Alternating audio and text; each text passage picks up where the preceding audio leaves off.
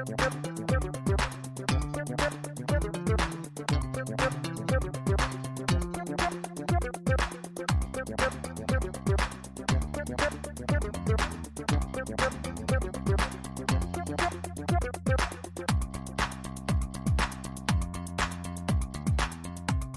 everyone. We are miraculously here at MTAC Score after so many years. And on top of that, we get to talk to Caitlin Glass today. Caitlin, thank you so much for joining us. Yeah, thank you for having me. So tell us a little bit about some of the things that you're working on that you can talk about. What can I talk about? It's nice to have a few things that I can't talk about. That's always a pleasure. Well, I am currently a full-time ADR director at Crunchyroll in Dallas, and that still sounds weird to me. You'll get used to it. So we're doing that. I can't say what I'm working on just yet. The spring season is starting, and we're all working on new shows. So that's what I'm up to as a director, anyway. Still airing is a show that I finished directing from the winter, Ranking of Kings. Oh, that show's so good. Isn't it great? It's so good. It is so one of a kind. I really hit the jackpot when it came my way. So if you haven't been watching Ranking of Kings, I highly recommend it. And the dub is almost complete coming out. So if you're a binge watcher, and it's easy to binge that show. You just want to know what happens next. Yes, you do. Yeah. Let's see. That's what I worked on last season. And acting-wise, what can I say that I'm in? Nothing that I can mention yet. So. Well, that's fantastic. Let's go ahead and just kind of get into it. What made you take an interest in acting? Oh. Or directing. Or directing, yeah, sure. Well, I've been acting since I was a kid. Everybody kind of has to do it. You're forced to do it when you're young, right? Be in this or that church production or elementary school play. And that's when I first started acting, and I really took to it. It wasn't until maybe the 5th grade where I had the opportunity to be in something, and it required me to take the step of auditioning. And it was just a school play, but still it was like various grade levels were going to be involved, and you had to audition to participate. And I auditioned, and I got the lead in Snow White as a little 5th grader. So that was that's how I started. I suppose through middle school, I actually didn't really act much, except like at church things, because I was in band instead. So I focused on music for a few years. And then in high school, I still did band, and then I added choir, and then I added drama. And that's when I really got more into theater, was in high school. And I don't know, it came time for college, and I decided, well, I should keep doing the thing that I like doing the most, and that's acting. And my family was like, okay. So that's what I did. I went and got a degree in theater. And I guess the rest is history, because my college took me to Texas, and that's where Funimation is based. And that's how I ended up with an audition, just being in the right place at the right time. And now here we are. That was 2004 when I first started working for Funimation. And now I still work for them, though they are now called Crunchyroll, as an actor. And you asked directing. How did I get started directing? I directed some theater in college, because that was part of our degree programs to also study directing. So that's when I first kind of had to learn how to communicate with actors in that way. And when it came time for anime directing, I was just curious about it. I'd been voice acting for a little less than a year, maybe. And I really loved being at the studio. I loved the environment, because anyone who's been through a creative degree program will tell you, you spend every waking moment with the same people for 4 years. And not just like when you're in class with them, but when you're in theater, you also go to rehearsal every night, and then you have the show on the weekend. So they really are your family. But when you graduate, you don't really see them anymore, unless they are truly your close friends. You know, they're the people who are still in school. They're busy. They've got class and rehearsal. So finding Funimation in my last semester of school was truly a godsend, because it gave me a new community. I became friends with those voice actors very quickly, started going to conventions very early on, thanks to Fullmetal Alchemist.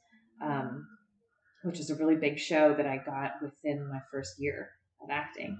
So I was looking for a way to be even more a part of this thing that I loved. And I'd loved anime since I was young. And I wondered if maybe directing could be that thing.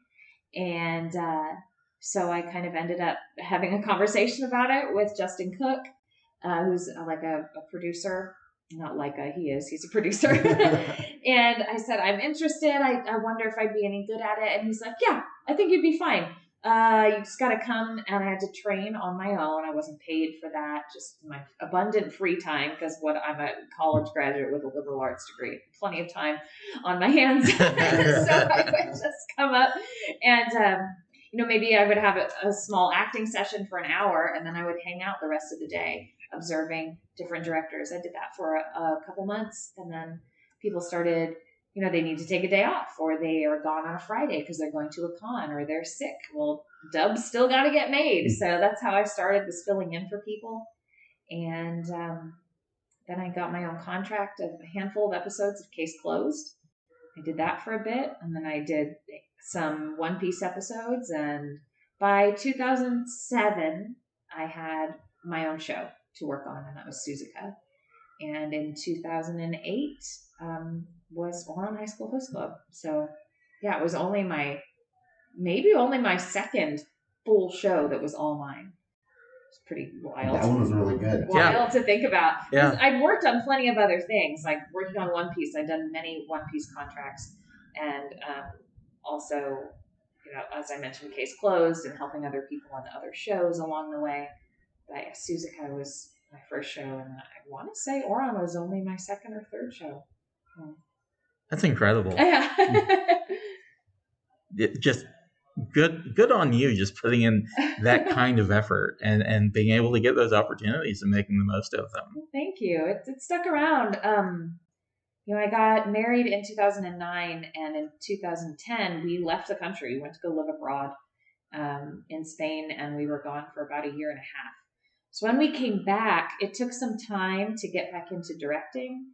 And even acting, I think folks were hesitant. They wondered if I was going to leave the country again. So it took a bit. I continued to teach English for a year or so when we came back, until eventually the acting work picked up enough that I didn't have to rely on a second job. And by late 2014, I was approached by Funimation to come on board full time and be like a 40-hour a week, like a salaried directing position, which I took in 2015. And I've been doing that ever since. Well, very belated congratulations. Thank you. And I'm a senior voice director. It's a trip. That's, at Crunchyroll. So you mentioned, being a fan of anime as a kid. I'd be remiss if I didn't ask what kind of shows you'd like. Well, when I was younger, I was, of course, into Sailor Moon. Huge into Sailor Moon. When it was on Toonami in the afternoons when I was in high school. So I was into that. Pretty much whatever was easy to get my hands on at the time, which thankfully I lived by a Blockbuster that had tons of anime, because every Blockbuster would be different because they're franchises.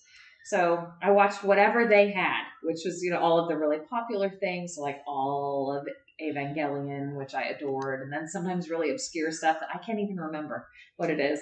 Anything that like ADV was putting out, because they were the most prolific at the time in the early 2000s. Yes. I was watching all of that stuff. And then, of course, whatever was on television, which was Funimation's shows, so all the Dragon Ball things. And also, I did see Fruits Basket, which wasn't on TV, but I saw that. Other cool stuff coming out of LA. Of course, Cowboy Bebop. Right. And and Furikuri and like the Big O and Outlaw Star and, all of that cool late 90s, early 2000s stuff. I am loving everything I'm hearing right now. All of it. Yeah. I think my favorite back then, my favorite show, and it's still a favorite today, is Kare Kano, His and Her Circumstances. Yes. Adore it. That was one that I would save my pocket change because I didn't have a lot of money, and I have to own this show. So I had a box of just change. Periodically would count it all out to be like, do I have enough to go get the next DVD? Oh my gosh. So that is a a prized possession of mine. Was that something that you got into because of Evangelion, or was that just its own thing that you... because of Gainax? I was only just starting to learn about things like studios. Yeah, my best friend's brother introduced it to me while I was home for some holiday, and I feel like he mentioned that it's by the same people who made Evangelion, and that's kind of why he was so amazed. But then it was just so funny. It was so funny. It was. I'm like, I have to see more of this. And then I have since, of course, read the entire manga. I own it. It's still a favorite. What a wonderful show. I again, love everything I'm hearing right now. It's like, okay, yeah, yep, check. So things like, I like super comedic shows like that. But slice of life is really my favorite. It's my favorite genre to be in, my favorite genre to direct.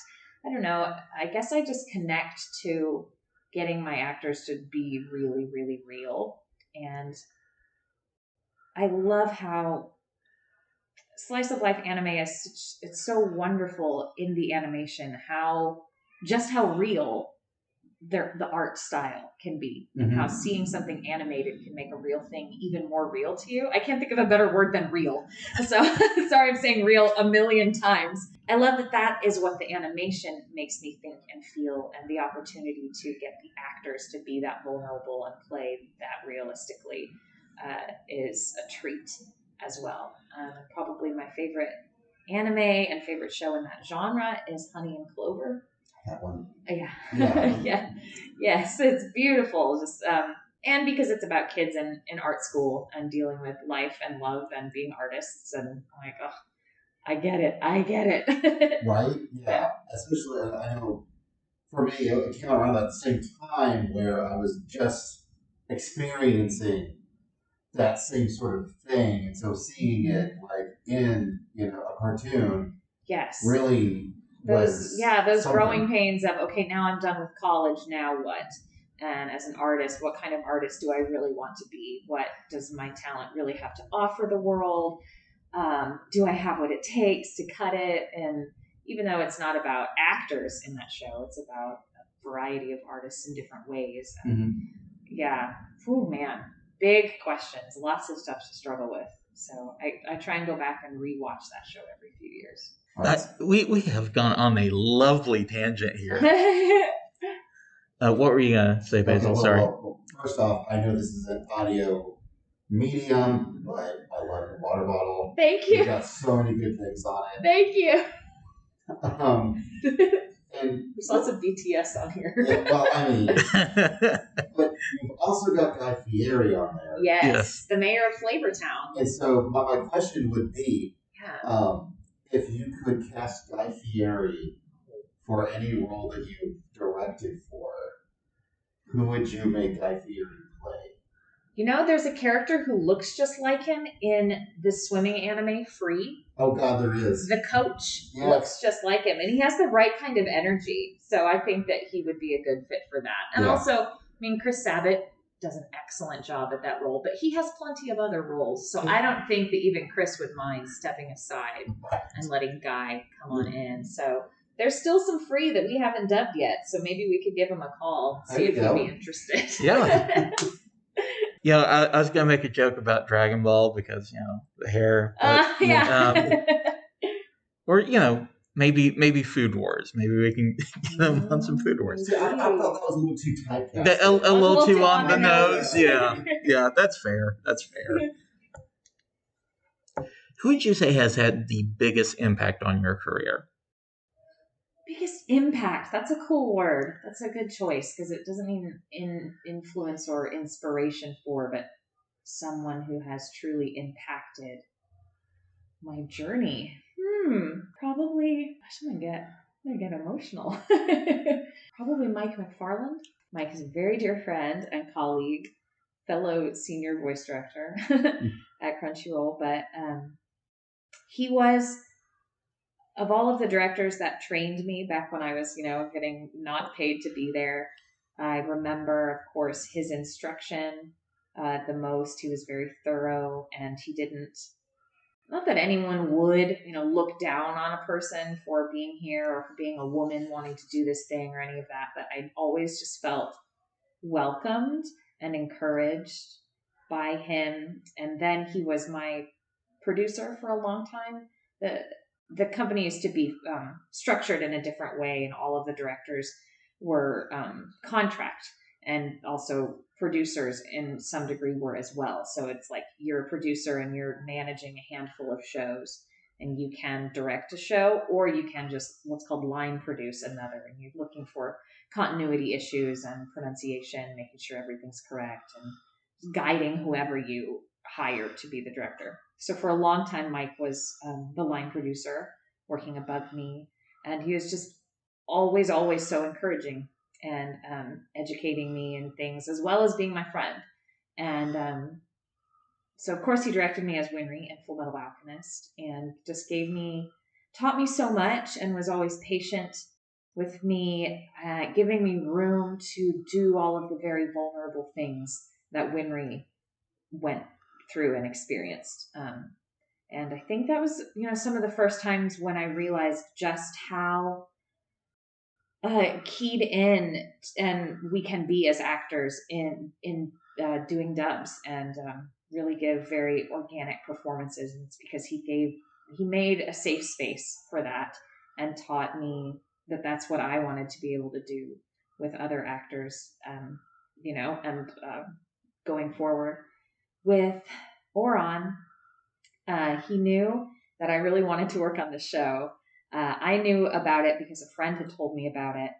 And of course, I will admit this on camera, that I had watched it all illegally because a friend provided it to me. And I'm like, I want to work on this show so badly. And anytime I would be at the studio, I would go up to marketing and acquisitions and ask if we were getting it, if anybody had it yet, and what was happening. So everybody knew that this is a thing that I wanted to work on. And then we did acquire it. But then the question is, which producer is it going to be handed to? And if they get it, there is still no guarantee that I would get to work on it. Well, thank God they gave it to Mike. And of course, Mike gave it to me. But it was still, we didn't know exactly when we were going to begin production. And as unfortunate luck would have it, I was in China when production was set to start. I was there for about 3 weeks working on a video game, and which was a really great experience. So it was not unfortunate to be in China. I loved it. But we needed to get started, and Mike couldn't easily communicate with me because of the time difference. So he told the higher-ups that, don't you dare give this to anyone else just for the sake of getting started. Caitlin will kill you.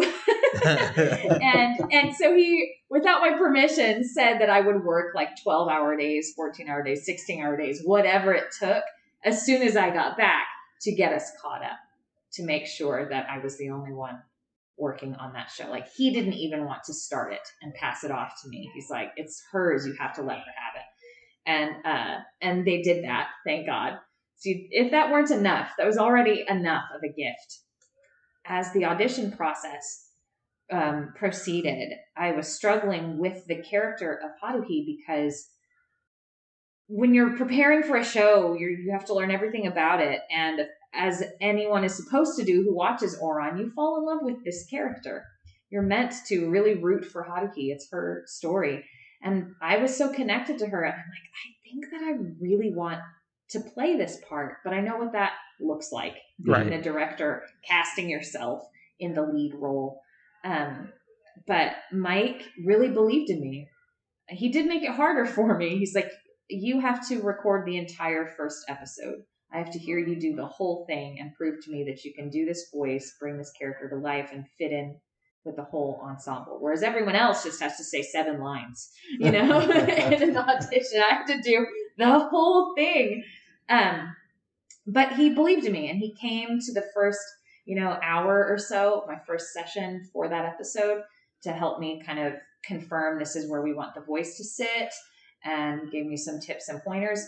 And then he bounced up out of there, and the rest was on me. And after he heard it, he said he liked it. He was proud of it. And he just wanted to be able to speak up for me, should anyone, around the water cooler try and talk trash about Caitlin just cast herself in her own shows or whatever. So yeah, he's so important. And what was the word you used? Impactful. Yeah, impactful. So of course I had to cast him as my father in that show. and yeah, he's still wonderful. I still go to him and ask questions. Even though we're technically like on the same level or whatever, we have the same title, but he just has so much expertise and a really particular ear for things. I'm still amazed when I'm directed by him about how picky is a nasty word, but I just can't think of a better one of that he might be about how to inflect something or how much to move something by, a quarter of a frame one direction or the other. Well, that's the kind of like detail that you want. Yes. Yeah, I'm sure both being directing but also directing. Yeah. To make things give an extra bit of shine. Yes. And I think it's just spectacular that you had that kind of support. Yeah, it's pretty amazing. Speaking of challenges, going back to Ranking of Kings, which again, if y'all have not watched it, please do. It feels like a very like European fairy tale, but it's such a unique spin to it. It has a nice kind of Ghibli vibe. Yeah. Character design is so different. But the main character is also really interesting in his own very particular set of circumstances that had to be a real challenge to figure out how to direct. Surprisingly not. So it isn't a spoiler, because anybody who just reads about the show would know that the main character, Boji, is deaf and also does not speak. He doesn't verbalize with words, we should say. He can make sounds, but he doesn't speak words. We knew that, if at all possible, I say we, meaning like me, my team, I guess, my assistant, everybody, that I wanted to cast someone who had some type of challenge like that in their life, whether it was related to hearing or speech or perhaps just some other physical disability. So they knew, just so they could represent that community. Mm-hmm. I don't want to belittle any other actor who doesn't have any of those circumstances and assume that they couldn't empathize or they couldn't portray. They absolutely could. It's your job as an actor to learn how to do that. And if you don't have that set of circumstances, you find something in your own life that parallels that and you channel it into what you're supposed to do. But for the sake of properly representing that community, who I've never really seen, well, I shouldn't say never. There's a silent voice. Mm-hmm. It's a really excellent example of the deaf community in anime. But rarely represented in animation at all, and then certainly in anime. So I kept that in mind, but it's a sensitive topic. You don't want to put that in the audition sides. Please don't read for this character unless you are oh, no, we can't do that. So it was more we encouraged everyone to listen to the Japanese, watch I think the first episode was out by the time we had auditions, and watch the trailers. And we used full scenes so they could see, here's what these adapted lines go with. You can understand the types of sounds that Boji makes. And we figured the safest thing to do would be emulate the choice that the Japanese made. So try to do essentially what Boji does in the Japanese. And we had great people read for it. And then Emily Fajardo just nailed it. She just nailed it. She's so fantastic. And you could reach out to her and speak to her about what her own difficulties have been in her life. But she has just a beautiful story to tell. And she was wonderful. She's so great. What a great, cool show. It's really good. Sorry, you mentioned that one. Oh, yes. It's so special. So, what is the biggest challenge for you as an actor? Oh, man. Staying positive when you don't really see work coming your way. Right. I'm thankful, so grateful that I have a full-time job. So thankful to say Funimation, even though they were Crunchyroll now, that taking care of all of us during the entire pandemic. We were so well cared for. It was wonderful. We weren't worried that we were going to be fired. It was more community, not fired, let go, I guess, community effort of how can we get back to dubbing as soon as possible to bring joy to people during this time. And to see everyone really rise to the occasion and come up with all of these crazy ways to record And the way they wanted to include the actors so much that they provided equipment for them if they didn't have it is just unheard of. So applause to them. So sorry, I was a little bit of a rabbit trail. It's nice that I don't have to worry financially because I have a full-time job, but creatively, I want to perform and I want to act, and I audition a lot and don't get cast most of the time. most of the time. So staying positive through all that is the hardest thing. And it doesn't, I mean, maybe it gets easier the longer you're in this business, but it just kind of goes in waves. There'll be times when you're getting cast in everything, and then times when you're getting cast in nothing. And you wonder, am I bad? Have I just like saturated? My voice is, everyone's hearing it too much. So now it's not, or am I changing because I'm aging? Am I just not getting it right anymore? Am I not what people want anymore? So struggling with those thoughts is probably the hardest part. What are some of the ways that you do stay positive? Well, thankfully, there are things like conventions, and to see the impact that work I have done has on people makes all the difference. Now, it makes me want to keep trying for whatever the next thing's going to be. They say, like, you don't book 100% of the jobs that you don't audition for. Yes. You know? So, like, all you can do is keep trying. And when you're trying to break into a new market, you know, they don't know you yet. So just because you haven't been cast doesn't mean that they didn't hear your audition or didn't like it. Maybe they did. You just didn't work out for that moment at that time. So I just have to, you know, keep trusting that my moment will come. What are some of the things that you like to do outside of acting? More acting. There is nothing else. Well, there's like directing and voice acting, which are kind of lumped together as, you know, right, anime industry, right, or video game industry stuff. So just kind of outside of that. Yeah, I still do theater, particularly Shakespeare, and I really love that a lot. I've kind of found a little home with a couple of theater communities in Dallas where we do barely rehearsed Shakespeare, which maybe sounds awful, but it's actually not, because it's theater professionals, folks who've done a lot of work, and it's just kind of on them to learn their lines, do their text work.